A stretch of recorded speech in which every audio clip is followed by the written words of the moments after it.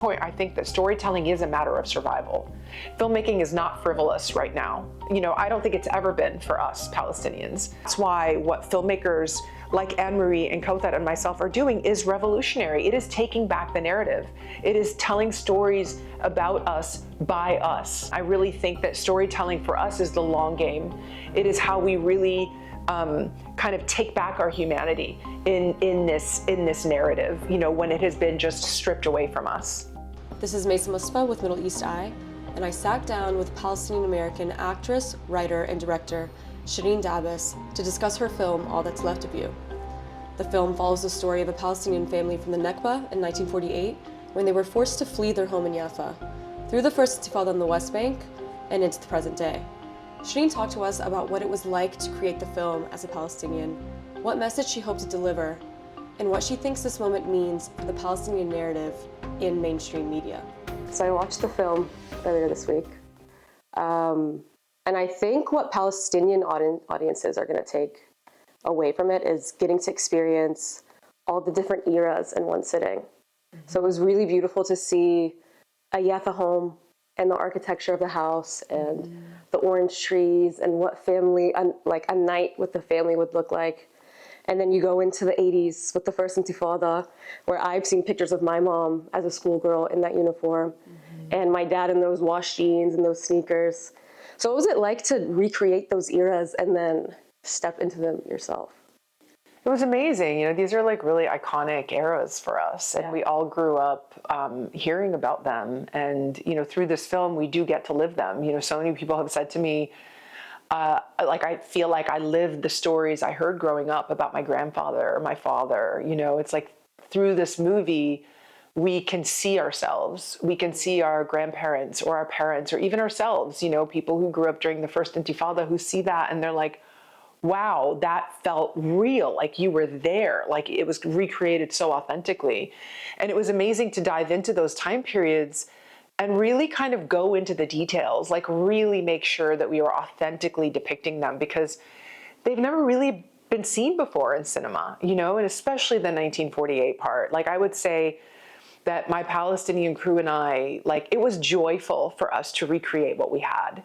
So often we're mourning what we lost. And the world is hearing about all that we've lost without really knowing or understanding or seeing what we had.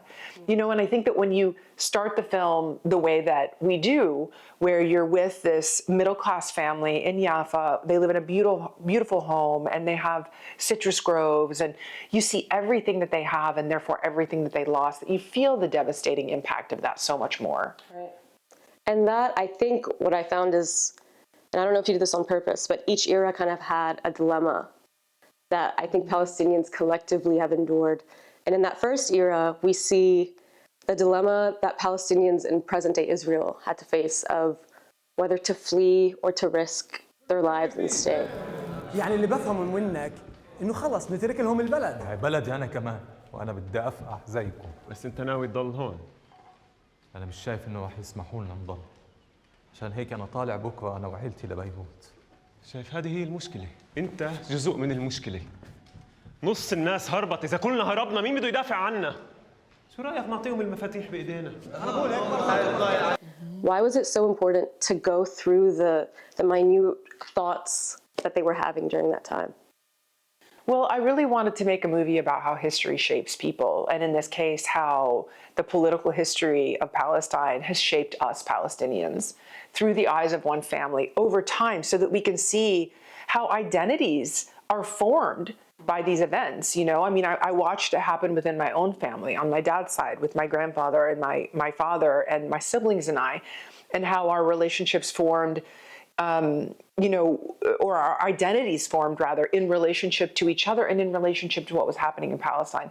And that was really important to me. So in each time period, I chose like one major event, and that event is tied to some kind of violence related to occupation, whether it's physical violence or psychological violence through humiliation and harassment, or bureaucratic violence, like in, the 1988 portion where our characters are trying to get the medical permit to get their son much needed medical attention, And so I wanted in each period to kind of really show one event, one kind of act of violence. But the focus isn't on the political event or the act of violence. The focus is on how, the consequences of that violence, how that violence changes this family, changes the entire trajectory of the family, and also changes relationships between the family. So I was kind of thinking of it as like the macro and the micro. The macro are like the political events happening all around our characters and the events that are imposed on them. They didn't ask for this. They're just having to live it and survive it. And that's really what the story is. It's about a family surviving all of this. And then there's the micro, and that's really what the movie's about. It's about the family. It's a character drama about a family just really trying to survive and just seeing how, they're emotionally impacted by it all. One of those micro moments that I think is maybe the standout scene for me was this heartbreaking scene where you see a father going through the dilemma of how to behave when he's face to face with the occupation soldiers. Mm-hmm. And that's an everyday dilemma for Palestinians in the West Bank. How do you, contain yourself and retain some dignity whenever you're face to face with somebody whose sole purpose is to humiliate you in that moment? And then you also have the added layer of it happening in front of his son. Right. And seeing that there are consequences no matter what he chooses in that moment. احكي انك حمار.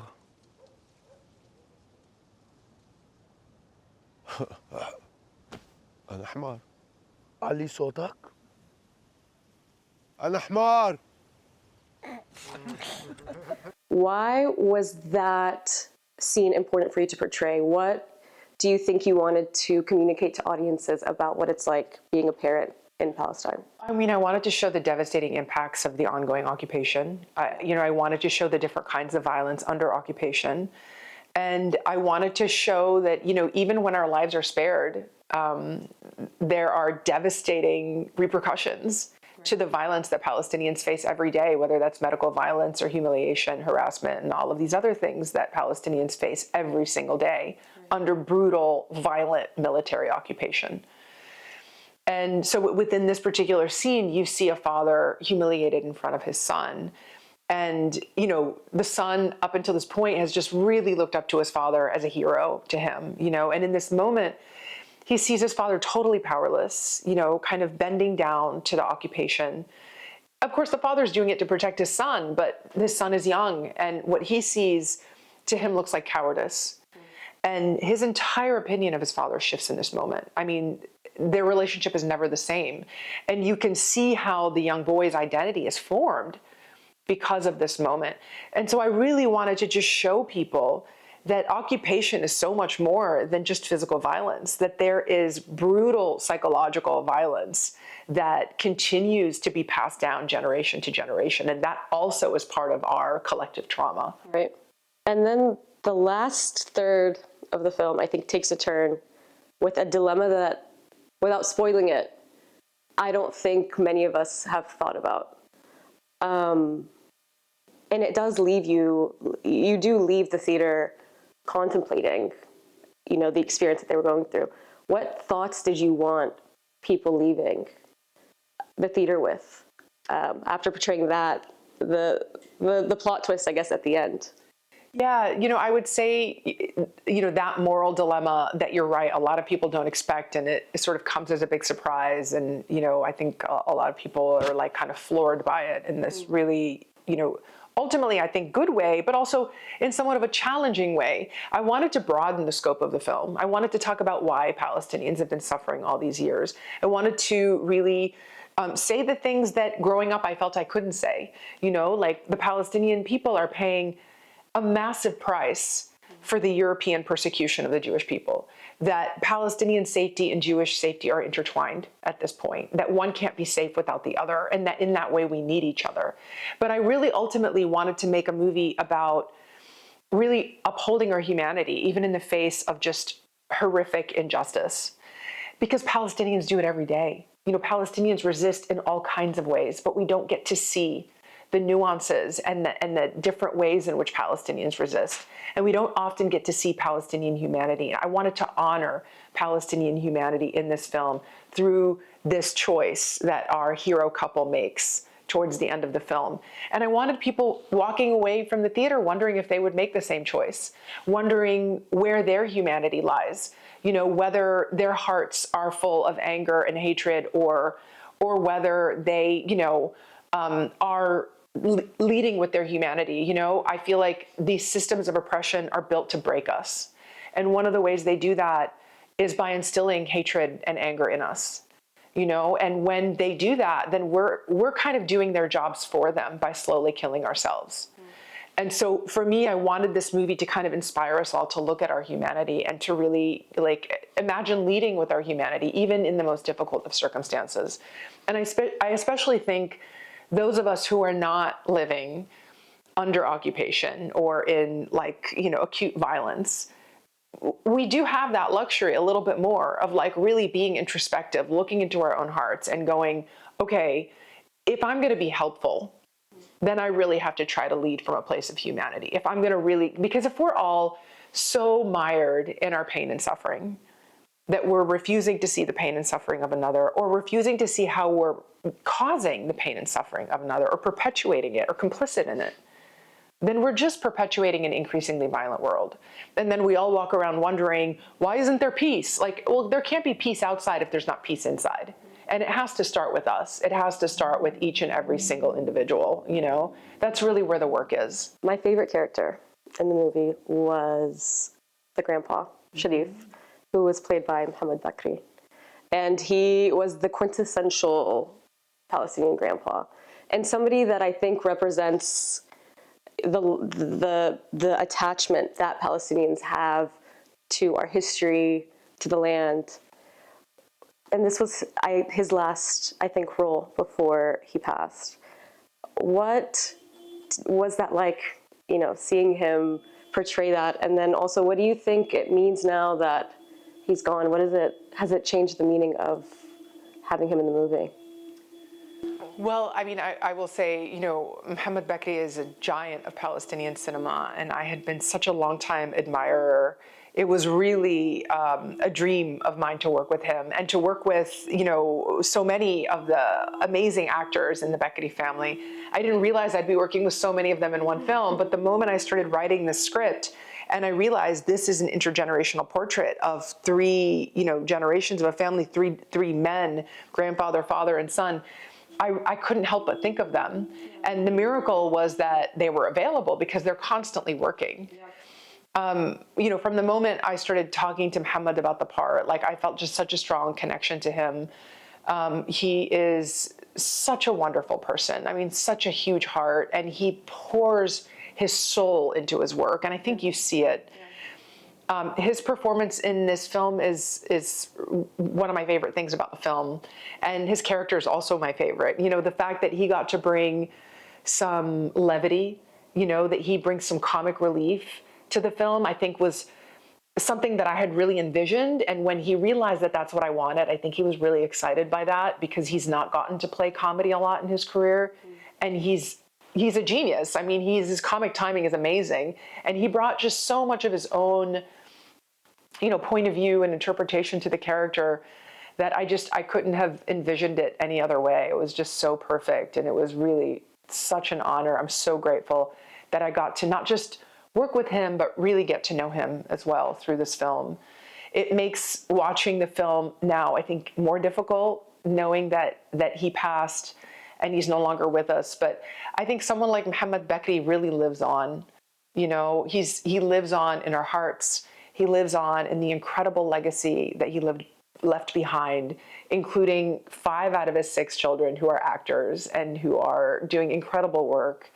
And, you know, for him, his passion for cinema and his passion for, you know, Palestinian liberation were one and the same. And I think that he just instilled that in so many of us. And his integrity, he had so much integrity. And I think that's one of the things that I just continue to be inspired by. Yeah. The film has done amazing.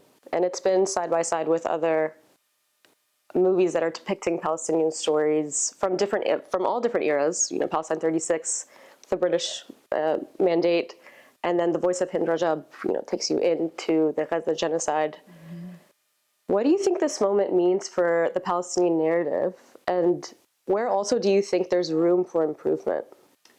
Well, I think that this moment is this is a moment where people are very interested in hearing the Palestinian narrative. There has been one dominant narrative, and that is the Israeli narrative. And I think people are really understanding there is a gap in their knowledge. There's a gap in their experience. There's information that has not been given to them.